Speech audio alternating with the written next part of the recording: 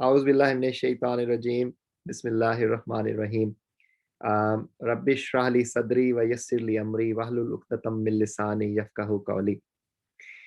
اے اللہ میرا سینہ کھول دے اور میری زبان کی گرہیں کھول دے تاکہ آج جو پیغام میں اپنے دوستوں ساتھیوں تک پہنچانے جا رہا ہوں وہ آسانی سے میں کنوے کر سکوں۔ آج ہم بڑی ہی زبردست صورت ہے سورہ مومنون، اس کو سمری میں پریزنٹ کرنے جا رہا ہوں آپ دوستوں تک۔ تو میں نے آج جو ہے نا وہ اپنا آغاز جو ہے وہ ڈاکٹر اسرار صاحب کا بڑا ایک زبردست یہ آپ نے ابھی دیکھا ہوگا کہ جو مولوی ہے نا یہ کوئی پروفیشن نہیں ہے اسلام کے اندر، یہ ہم سب لوگوں کی رسپانسبلٹی ہے کہ ہم اس کو لرن کریں اور آگے ہم اس کو پہنچائیں۔ تو میں نے سوچا کہ آج اپنی پریزنٹیشن کا آغاز جو ہے نا ان کے سینگ سے میں کروں۔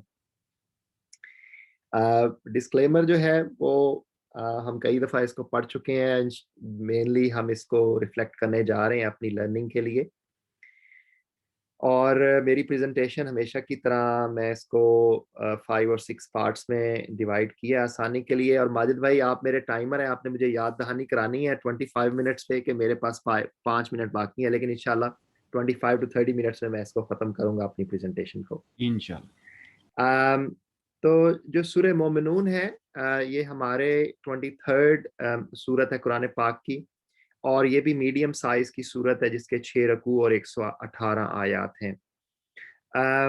یہ مکی زندگی حضرت صلی اللہ علیہ وسلم کی اس کے میڈل فیز کے اندر یہ سورت نازل ہوئی ہے، اور یہ وہ والا زمانہ ہے جس میں مکہ کے اندر جو ہے نا وہ قحط چل رہا تھا، اور اللہ تعالیٰ کی طرف سے یہ مکے والوں کے لیے ایک وارننگ تھی، سنبھلنے کے لیے ان کو تنبیہ کا موقع دیا ہے۔ سورہ مومنون جو ہے اس کی بڑی فضیلت ہے، اور حضرت صلی اللہ علیہ وسلم جو ہے وہ پہلی 10 آیات کے متعلق کہا ہے کہ جس نے ان پر عمل کر لیا ان کے لیے جو ہے نا وہ جنت کی گارنٹی میں دیتا ہوں۔ اس میں مین تھیم جو ہے وہ ہم جو ہے مومن جو ہے اس کا کرائیٹیریا کیا ہے، یہ ہمارا مین تھیم ہوگا آج کی پریزنٹیشن کا، اور اس میں ہم اس کو اس پرپس کے لیے بھی یوٹیلائز کر سکتے ہیں کہ ہم نے اگر اپنے آپ کو دیکھنا ہے کہ ہم مومن کے مرتبے پہ ہیں یا نہیں ہیں، یا ہمارے اندر کیا کوالٹیز ہونی چاہیے، تو ہم سیلف اسیسمنٹ جو ہے نا اس صورت سے اپنی کر سکتے ہیں۔ تو آئیے ہم آگے چلتے ہیں مین تھیم کی طرف۔ تو آیت نمبر 1 کے اللہ تعالیٰ آیت نمبر 1 کے اندر فرماتے ہیں کہ یقیناً فلاح پائی ہے ایمان لانے والوں نے جن کے اندر جو ہے نا یہ والی کوالٹیز ہیں کہ وہ اپنی نماز میں خشوع اختیار کرتے ہیں اور اپنی نمازوں کی محافظت کرتے ہیں۔ خشوع کا جو میں ایک بڑا ہی آسان سا، اگر اس کا ویسے تو اس کی ڈیٹیل پڑھتے جائیں تو کافی لمبی چوڑی بنتی ہے، لیکن اس کی بڑی ہی اگر آسان سی میں ٹرانسلیشن کروں تو یہ ہے کہ آپ کے اندر رب کا خوف ہو اور آپ یہ محسوس کریں کہ آپ اپنے رب کے سامنے جو ہے نا وہ حاضر ہیں، تو یہ خشوع ہے کہ آپ کے اندر وہ ڈر کی کیفیت پیدا کرنے کی ہمیں کوشش کرنی چاہیے۔ دوسرا یہ اپنی نمازوں کی حفاظت کرتے ہیں، تو اب یہ اس میں سارے ایلیمنٹس آ جائیں گے۔ نماز کی حفاظت سب سے پہلے تو یہ ہے کہ نماز کی پابندی، کہ ہم ہر ممکن کوشش کریں نماز کے ٹائم پہ کہ ہم نے نماز ادا کرنی ہے، اور اس کے بعد جو ہے اس سے ریلیٹڈ جو ایلیمنٹس ہیں، صفائی، اپنا لباس جہاں پہ نماز پڑھ رہے ہیں، اور نماز کے جو ایلیمنٹس ہیں ان کو بڑی اچھی حفاظت کے ساتھ ہم سارے ایلیمنٹس کو، سارے اس کے جو کمپوننٹس ہیں ان کو ادا کریں۔ تو یہ نماز کے متعلق جو ہے 2 کرائیٹیریاز آ گئے یہاں پہ۔ اس کے بعد آ جاتا ہے جی آیت نمبر 3 کے اندر کہ لغویات سے دور رہتے ہیں، تو اس میں بھی یہی آ جائے گا کہ ہماری جتنی بھی سینسز ہیں، لغویات سے مراد یہ ہے کہ ہماری آنکھیں وہ لغو چیزوں سے دور رہیں، ہمارے کان لغو چیزوں سے دور رہیں، ہمارا بولنا چالنا، ہمارا جسم، تو جتنی بھی ہماری سینسز ہیں، محسوسات ہیں، وہ لغویات سے دور رہیں۔ پھر زکوٰۃ، اب یہ ماہ رمضان چل رہا ہے تو زکوٰۃ کے طریقے پر جو ہے نا وہ مومن وہ عمل کرتا ہے، زکوٰۃ ادا کرتا ہے۔ تو جیسے کہ ہم پہلے بات کر چکے ہیں، میں اپنے پچھلے پریزنٹیشنز کے اندر عرض کر چکا ہوں کہ ضروری نہیں ہے کہ ماہ رمضان میں ہم نے زکوٰۃ دینی ہوتی ہے، لیکن شاید ریممبر کرنے کے لیے آسان ہے۔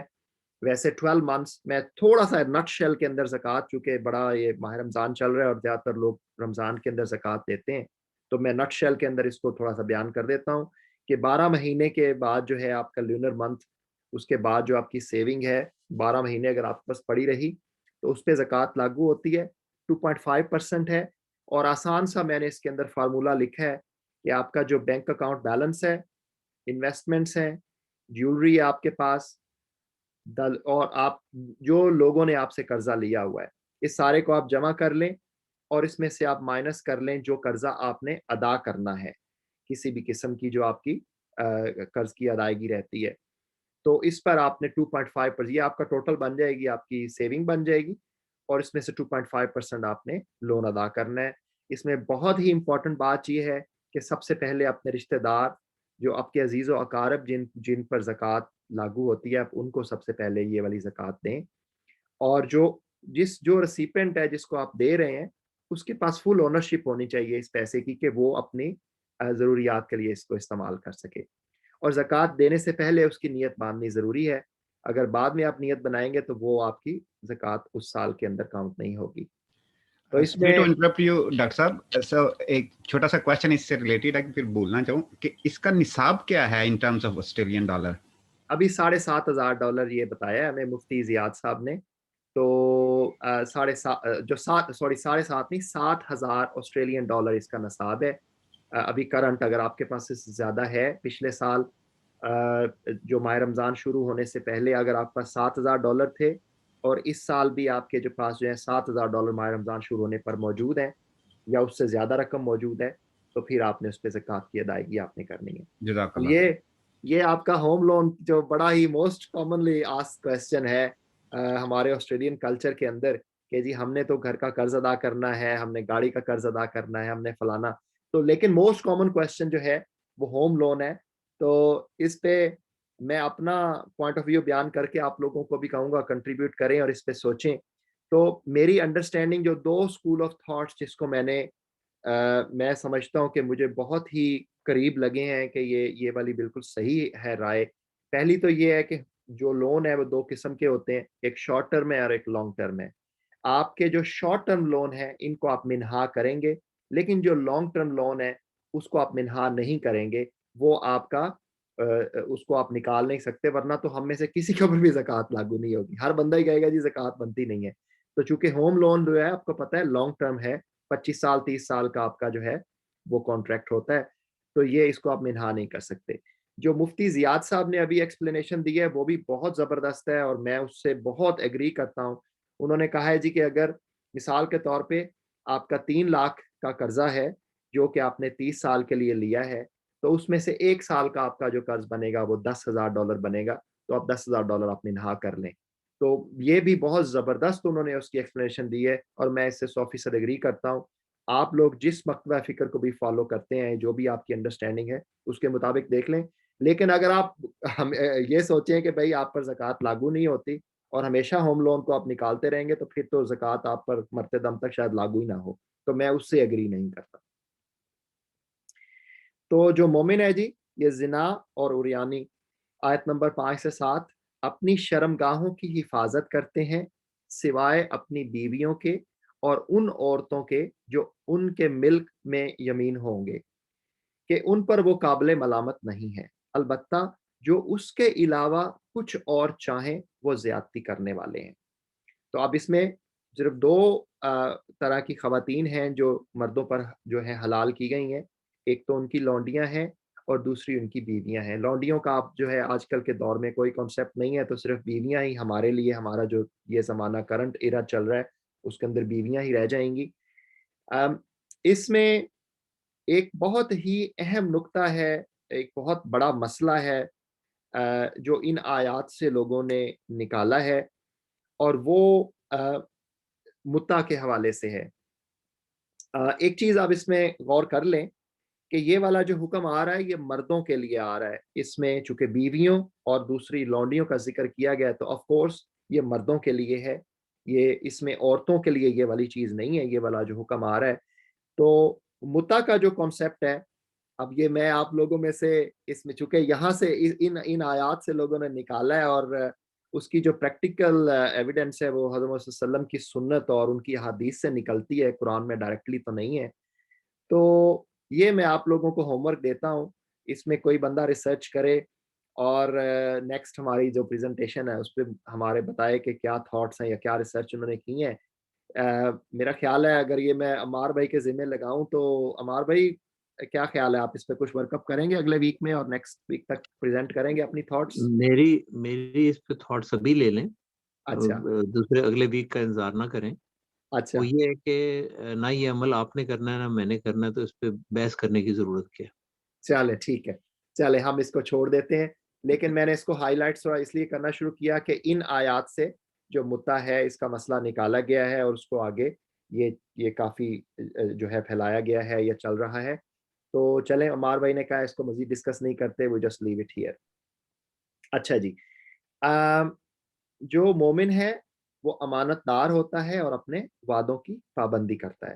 یہ آیت نمبر 8 ہے. تو یہ پہلی 8 آیات کے اندر جو ہیں یہ کرائٹیریاز آ گئے ہیں, اور کچھ آگے چل کے یہاں پہ آتے ہیں آیت نمبر 57 اور 58 کے اندر کہ جو مومن ہے وہ بھلائیوں کی طرف دوڑنے والے اور سبقت کر کے انہیں پا لینے والے تو در حقیقت وہ لوگ ہیں جو اپنے رب کے خوف سے ڈرے رہتے ہیں. تقویٰ کہہ لیں, تقویٰ کا مطلب یہی ہے کہ اپنے رب سے ہر معاملے میں ڈرتے رہ جانا, اور جو اپنے رب کی آیات پر ایمان لاتے ہیں, جو اپنے رب کے ساتھ کسی کو شریک نہیں کرتے, اور جن کا حال یہ ہے کہ دیتے ہیں جو کچھ بھی دیتے ہیں اور دل ان کے اس خیال سے کانپتے رہتے ہیں کہ ہمیں اپنے رب کی طرف پلٹنا ہے. تو یہ مومن کا جو کوالٹیز ہیں وہ ساری کی ساری اللہ تعالیٰ نے جو سمندر ہے نا, اس کو کوزے کے اندر ان پہلی آیات کے اندر بند کر دیا ہے, اور آیت نمبر 57 to 61 اور پہلی 10 آیات جو ہیں اس کے متعلق میں نے آپ کو ان کی فضیلت بھی بتا دی ہے کہ اللہ تعالیٰ نے کہا, حضرت صلی اللہ علیہ وسلم نے کہا ہے کہ جو ان آیات پر عمل کرے گا ان کو جنت کی گارنٹی میں دیتا ہوں. اب آگے میں کچھ اور ٹاپکس ہمیشہ کی طرح یہ ہیں ہمارے ٹاپکس جن کو میں ہائی لائٹ کرنے جا رہا ہوں. تو یہ ایمبریولوجی کا جو سبجیکٹ ہے ہم نے سورہ حج کے اندر بھی تھوڑا ڈسکس کیا ہے, اس کا ذکر دوبارہ سے سورہ مومنون کے اندر بھی آیا ہے, تو میں اس کو بریفلی ٹچ کرتا جاؤں گا تاکہ تشنگی باقی نہ رہے. اور ایک بڑا اہم نقطہ ہے جس کو میں یہاں پہ ہائی لائٹ کرنا چاہوں گا, آیت نمبر 12 سے 14. ہم نے انسان کو مٹی کے سط سے بنایا, یعنی کہ وہی بات آ گئی کہ جو ہیومن سیل کے جو کانسٹیچوئنٹس ہیں, جو کمپوننٹس ہیں, وہ وہی ہیں جو سوائل کے ہیں. پھر اسے ایک محفوظ جگہ ٹپکی ہوئی بوند میں تبدیل کیا. پھر اس بوند کو لوتھڑے کی شکل دی, ایک بوٹی کی شکل دی, ایک مطلب خون کے جو ہے نا وہ لوتھڑے کی شکل دی. پھر لوتھڑے کو بوٹی بنایا, گوشت کی مانند بنایا. پھر بوٹی کی ہڈیاں بنائیں, پھر ہڈیوں پر گوشت چڑھایا. پھر اسے ایک دوسری ہی مخلوق بنا کر یعنی کہ انسان بنا کر کھڑا کر دیا. تو یہ پوری کی پوری جو ایمبریولوجی ہے نا, یہ دوبارہ سے اللہ تعالیٰ نے ان 2 آیات کے اندر دیکھیں, ہم کتابوں کی کتابیں ہیں ایمبریولوجی کے اوپر, ہم پڑھتے ہیں میڈیکل کی سٹڈی جب ہم کرتے ہیں, لیکن اللہ نے اس ہمارا جو مخلوق ہے, جو ہمارا جو خالق ہے, اس نے مخلوق کو بنانے کا جتنا عمل ہے اس کو 2 آیات کے اندر بند کر کے رکھ دیا. ہمیں ساری کی ساری ایمبریولوجی یہاں پہ بتا دی ہے. تو یہ دوبارہ اس کو ریوائز کر لیں کہ یہ جو 2 سیلز ہیں شروع میں فرٹیلائزیشن ہوتی ہے اور یہ آگے چلتے جاتے ہیں, تو یہ خون کے لوتھڑے کی طرح سے یہاں پہ یہ نمودار ہو رہے ہیں, اور آگے جا کے یہ گوشت کی صورت میں اپیئر ہونا شروع ہو جاتے ہیں, جس کا یہاں پہ اللہ تعالیٰ نے ان آیات کے اندر ذکر کیا ہے. تو اس میں مدغہ کا جو ایک ٹرم یہاں پہ استعمال ہوئی ہے گوشت کے ٹکڑے کی, تو اس کی اگر اور مزید اس کی ڈیٹیل کے اندر جائیں تو ایسے محسوس ہوتا ہے جب ہم اس فیز کے اندر, اگر آپ کو میرا کرسر نظر آ رہا ہے, تو اس فیز کے اندر یہ ایک لیچ کی مانند, ایک جونک کی مانند یہ محسوس ہوتا ہے. اور اس کو پھر جو ڈاکٹر مورس صاحب ہیں, جو ہمیں فادر آف ایمبریولوجی جن کو کہا جاتا ہے, انہوں نے اس کو ریفلیکٹ کیا ہے. تو میں نے اس کو ذرا آپ کو ڈائیگرام بھی میں نے کہا آپ کے ساتھ شیئر کر لیتا ہوں. تو ایگزیکٹلی اس نے کہا جی یہ مدغہ کا جو لفظ یہاں پہ استعمال کیا گیا ہے, یہ 100% یہ ریفلیکشن کر رہا ہے اس فیز کے اندر یا اس فیز کے اندر. اور بعد میں آپ کو پتہ ہے کہ بونز بننا شروع ہو جاتی ہیں انسانی جسم کے اندر, اور پھر آہستہ آہستہ فیٹس کی تکمیل ہوتی ہے.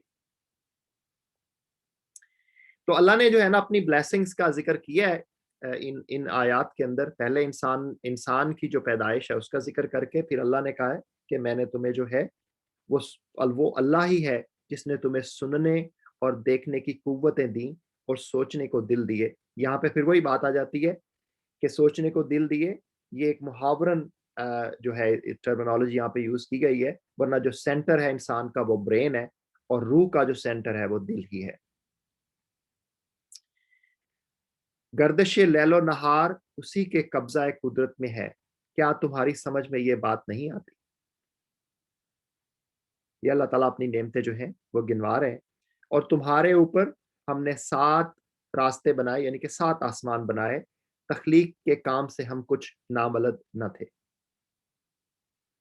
ان سے پوچھو 7 آسمانوں اور عرش عظیم کا مالک کون ہے؟ یہ ضرور کہیں گے اللہ۔ کہو پھر تم ڈرتے کیوں نہیں؟ اور آسمان سے ہم نے ٹھیک حساب کے مطابق ایک خاص مقدار میں پانی اتارا، پھر اس پانی کے ذریعہ سے ہم نے تمہارے لیے کھجور اور انگور کے باغ پیدا کر دیے۔ تمہارے لیے ان باغوں میں بہت سے لذیذ پھل ہیں اور ان سے تم روزی حاصل کرتے ہو۔ اور وہ درخت بھی ہم نے پیدا کیا جو تور سینا سے نکلتا ہے، تیل بھی لیے ہوئے اگتا ہے اور کھانے والوں کے لیے سالن بھی۔ یہ کون سا درخت ہے جی؟ کوئی انمیوٹ کر کے شیئر کرے۔ وہ درخت جو تور سینا سے نکلتا ہے، تیل بھی اگتا ہے اور کھانے والوں کے سالن بھی۔ زیتون، زیتون، جی، اولیو۔ یہ اولیو کا ذکر یہاں پہ اللہ تعالیٰ نے کیا۔ اور حقیقت یہ ہے کہ تمہارے لیے مویشیوں میں بھی ایک بڑا سبق ہے۔ ان کے پیٹوں میں جو کچھ ہے اسی میں سے ایک چیز ہم تمہیں پلاتے ہیں، اور تمہارے لیے ان میں بہت سے دوسرے فائدے بھی ہیں۔ ان کو تم کھاتے ہو اور ان پر اور کشتیوں پر سوار بھی کیے جاتے۔ تو اللہ نے دیکھیں ہمارے لیے جانور اور ان کے جو ہے نا دودھ ہمارے لیے اللہ نے بنایا، اور گوشت۔ تو یہاں سے ہمارا مڈل ہو گیا۔ تھوڑا سا آپ لوگوں کو میں ریفریش کرنے کے لیے ایک چیز شیئر کرتا ہوں، چھوٹی سی ہے، چھوٹا سا کلپ ہے، اس کو مل کے دیکھتے ہیں اور انجوائے کرتے ہیں۔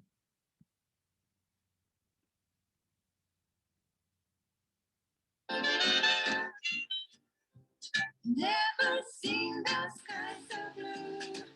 The birds are singing, I got nothing to do. Hey, hey, hey, hey.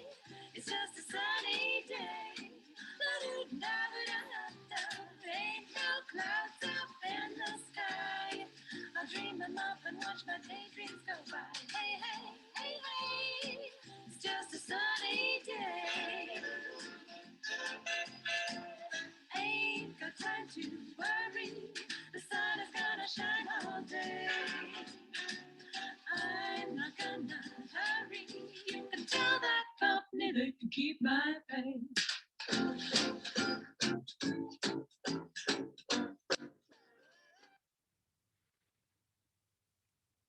چلیں جی، ایک چھوٹی سی ایڈ تھی، آئی تھاٹ کہ آپ لوگوں کو فریش کرتا ہوں، مجھے اچھی لگی تھی۔ آگے چلتے ہیں ہم۔ تو یہ جو ہمارا پچھلا سبجیکٹ تھا اس میں اللہ تعالیٰ نے دوبارہ اپنی خدائی اور اپنی جو ہے نا اپنے خالق ہونے کے حوالے سے نعمتوں کا اظہار کیا ہے کہ یہ سارا کچھ دینے والا میں ہی ہوں، میری ذات ہے جو سب کچھ بنانے والی ہے۔ اب ایک چیز جو ہے وہ سمجھ لینی چاہیے ہمیں کہ ہمارے نبی صلی اللہ علیہ وسلم کے اوپر جو میجر آبجیکشنز ہیں نا، وہ لگاتے کیا تھے کفار جب وہ ان سے جو ہے نا ان کی نبوت سے انکار کرتے تھے؟ تو اس میں 3 میجر جو ہے نا وہ آبجیکشنز ہیں، ان کا ذکر کیا گیا ہے۔ سب سے پہلا یہ ہے انسان ہونے کے ناطے سے کہ یہ شخص کچھ نہیں ہے مگر ایک بشر تم ہی جیسا۔ اب اگر تم نے اپنے ہی جیسے ایک بشر کی اطاعت قبول کر لی تو تم گھاٹے ہی میں رہے۔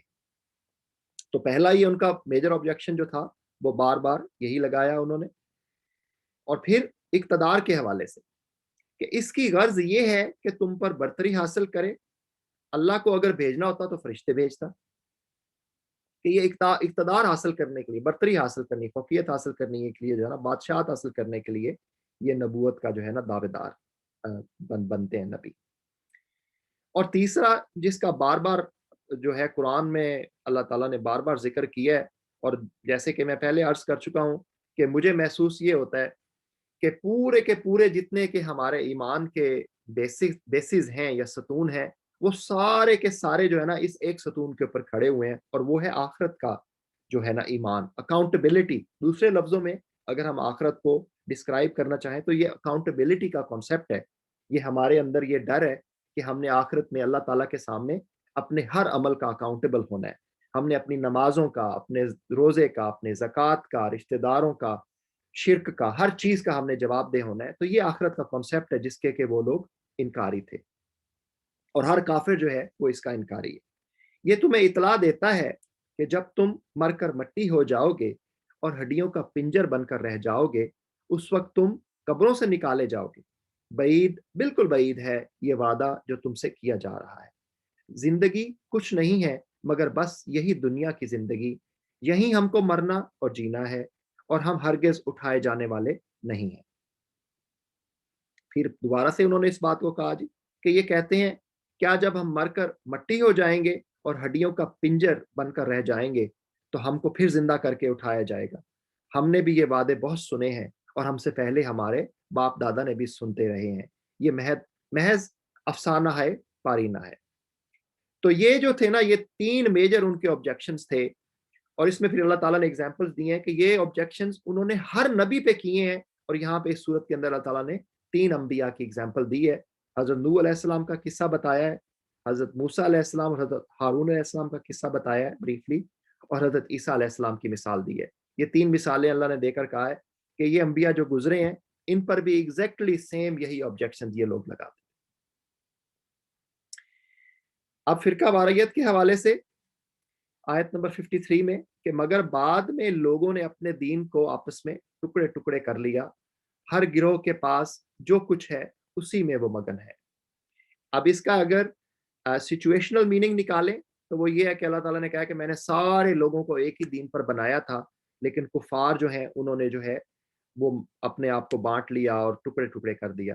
اور اگر ہم اس کے دوسرے لانگ ٹرم میننگ اگر ہم اپنے لیے لینا چاہیں تو یہ والا مطلب نکلے گا جو آج ہم دیکھ سکتے ہیں کہ ہمارے مسلمانوں کے اندر بھی جو ہے وہ ہر ایک نے اپنے اپنے فرقے بنا لی ہیں اور دین کو ٹکڑے ٹکڑے کر دیا ہے. اور ہم اس اپنے ارد گرد ہم نے جو حصار بنایا ہوا ہے ہم اس سے باہر نکلنے کو بالکل بھی تیار نہیں ہے.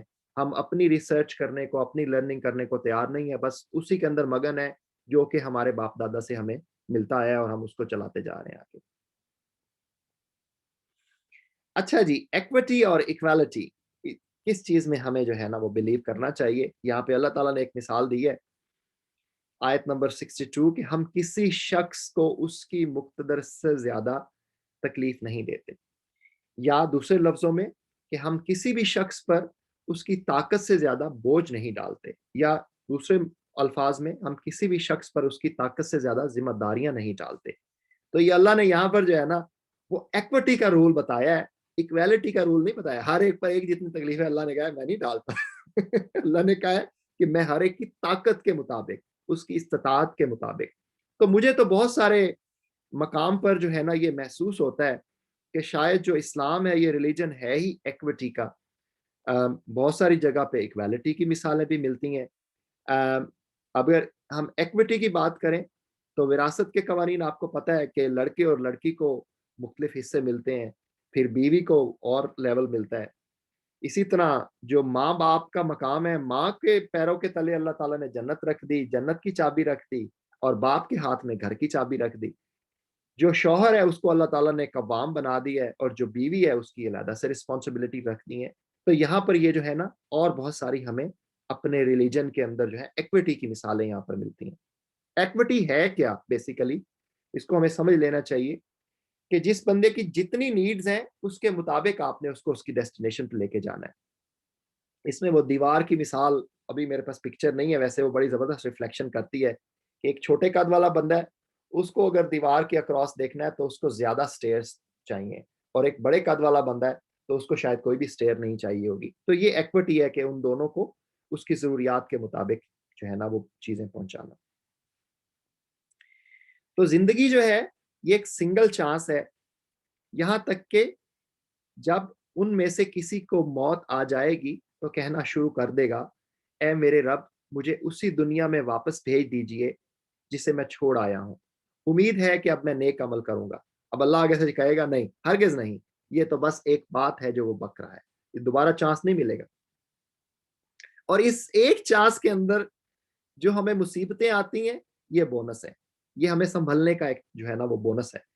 اگر ہم ان پر رحم کریں اور وہ تکلیف جس میں آج کل یہ مبتلا ہیں دور کر دیں تو یہ اپنی سرکشی میں بالکل ہی بہک جائیں گے. تو اللہ کہہ رہا ہے کہ میں یہ تکلیف اس لیے دیا ہوا ہے کہ یہ سنبھل جائیں, اپنی سرکشی میں آگے آگے نہ نکلتے جائیں.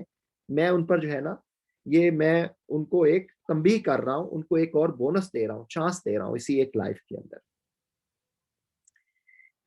تو حق جو ہے اس میں جو ہے وہ تو ریزسٹنس کو فیس کرنا ہی کرنا ہے, یہ اللہ کا قانون ہے.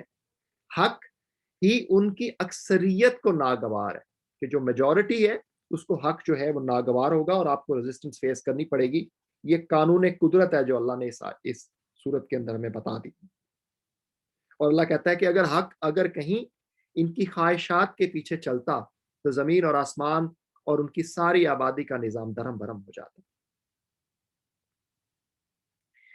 برائی کا جی یہ اس کے دو میننگز ہیں. آیت نمبر 96, اے محمد صلی اللہ علیہ وآلہ وسلم برائی کو اس طریقے سے دفع کرو جو بہترین ہو.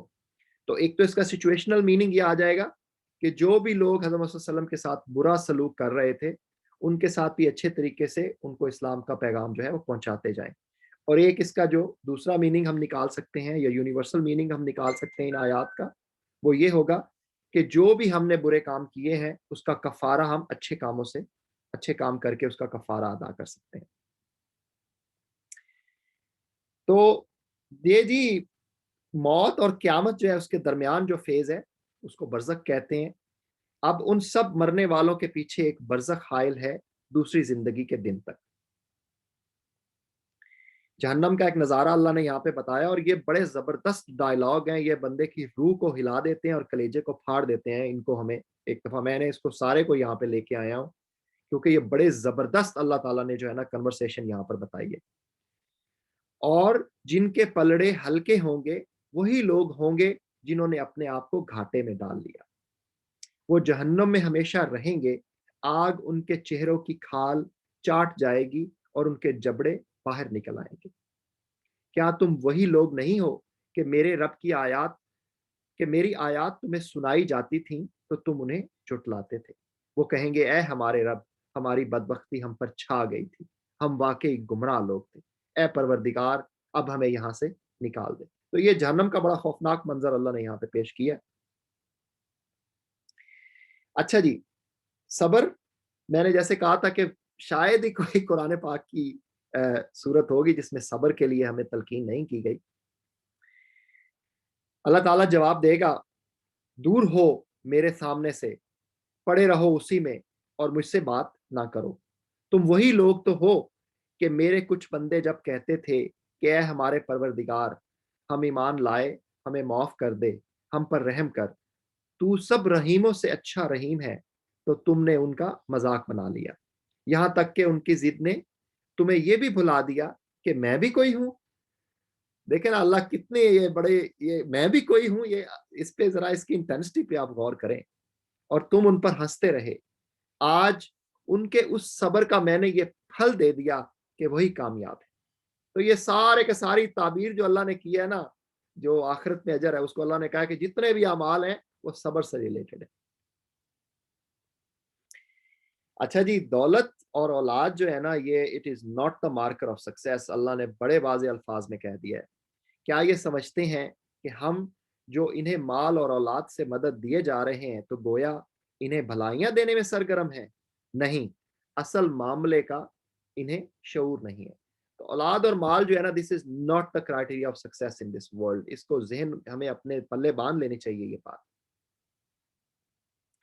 کہ یہ دنیا کی زندگی جو ہے یہ تو عارضی زندگی ہے, اور یہ دنیا میں جو اولاد اور مال ہے یہ سب کچھ عارضی ہے. پھر اللہ ان سے پوچھے گا بتاؤ زمین میں تم کتنے سال رہے؟ وہ کہیں گے ایک دن یا دن کا کچھ بھی حصہ, ہم وہاں ٹھہرے ہیں, شمار کرنے والوں سے پوچھ لیجئے. ارشاد ہوگا تھوڑی ہی دیر ٹھہرے ہو نا, کاش تم نے یہ اس وقت جانا ہوتا. کیا تم نے یہ سمجھ رکھا تھا کہ ہم نے تمہیں فضول ہی میں پیدا کیا ہے اور تمہیں ہماری طرف کبھی پلٹنا نہیں ہے؟ تو یہ دیکھیں نا, یہ اللہ نے یہاں پہ ہمیں یہ بات سمجھا دی ہے کہ اس زندگی کی مثال جو ابدی زندگی ہے اس کے مقابلے میں بس ایک دن کی مانند ہے, یا دن کا کچھ حصہ ہے اس کی مانند ہے. تو اس لیے اس میں دولت اور مال اور اولاد یہ سارا کچھ آپ اکٹھے کرتے رہیں, اس کی کوئی ویلیو نہیں ہے. تو ہم اپنا اختتام کرتے ہیں جی آج اس دعا کے ساتھ جو اس صورت میں اللہ تعالیٰ نے ہمیں بتائی ہے. سارے مل کے اس کو پڑھ لیتے ہیں. वक़ुल रब्बिग़फ़िर वरहम व अंत खैरुर राहिमीन, ए मोहम्मद सल्लल्लाहु अलैहि वसल्लम कहो मेरे रब दरगुजर फरमा और रहम कर, और तू सब रहीमों से अच्छा रहीम है। सदक़ल्लाहुल अलीयुल अज़ीम। ए अल्लाह, जो कुछ आज हमने पढ़ा है, इसको समझने की, उस पर अमल करने की और इसे आगे पहुँचाने की हमें तौफ़ीक अता फ़रमा। जो मेरी गलतियाँ हैं, मैं उसके लिए सबसे पहले अपने रब से और उसके बाद आप दोस्तों से माफ़ी चाहता हूँ, क्योंकि ये मेरे इल्म की कोताही है, उसमें मेरी नीयत की कोई कोताही नहीं है। तो जो टेक होम मैसेज है, मैं फिर वही बताता हूँ कि इस मेरे लिए जो सबसे स्ट्राइकिंग है, वैसे तो इस पूरी में वो मोमिन बनने का जो क्राइटेरिया है, हम सबको जाँचना है कि हम उस पे पूरे उतरते हैं, और अगर नहीं उतरते तो हम अपने अंदर वो क्वालिटीज़ पैदा करने की कोशिश करें। और दूसरे नंबर पे औलाद और माल जो है ना, वो कामयाबी का क्राइटेरिया हरगिज़ नहीं है, अल्लाह ताला ने वाज़ेह अल्फ़ाज़ में हमें बता दिया। अब आप लोग अपने माइक्स अनम्यूट कर लें, कोई आप लोगों की जो है ना वो क्वेश्चंस हैं, डिस्कशंस हैं, तो मैं हाज़िर खिदमत हूँ। मेरा ख़्याल है माजिद भाई आपने मुझे बताया नहीं है, लेकिन मेरा ख़्याल है कि 30 मिनट्स हो गए होंगे तकरीबन। माशाअल्लाह बस, सब पता ही नहीं लगा टाइम का। जज़ाकल्लाह खैर, थैंक यू। जज़ाकल्लाह। जी, कोई और, कोई साथी, कोई बात? नहीं तो हम इख्तिताम करते हैं अपने सेशन को, आज को इख्तिताम पज़ीर करते हैं जी। जी वसीम भाई, शाहिद बोल रहा हूँ। जी, शाहिद भाई। जी, मैं बस सिर्फ ये उसमें ऐड करना चाहता हूँ कि जैसे बहुत सी और जगहों पे कुरान पाक में औलाद का और माल को एज ए फितना भी करार दिया गया है ना, तो वो बेसिकली मुख्तलिफ जगहों पे डिफरेंस पर्सपेक्टिव उसके बताए गए हैं, ताकि हमको ये याद रहे कि यार यही सारी सक्सेस नहीं है। एग्जैक्टली। देखिए ना, वो तो देखे ना, जो सूरह अराफ के अंदर शैतान ने जब हमारे ऊपर जब उसने अपने रब के सामने चैलेंज किया ना अल्लाह को, जी तो उसने कहा जी औलाद और माल जो है ना, मैं इसको इस्तेमाल करूंगा तेरे बंदों के खिलाफ। सही बात है।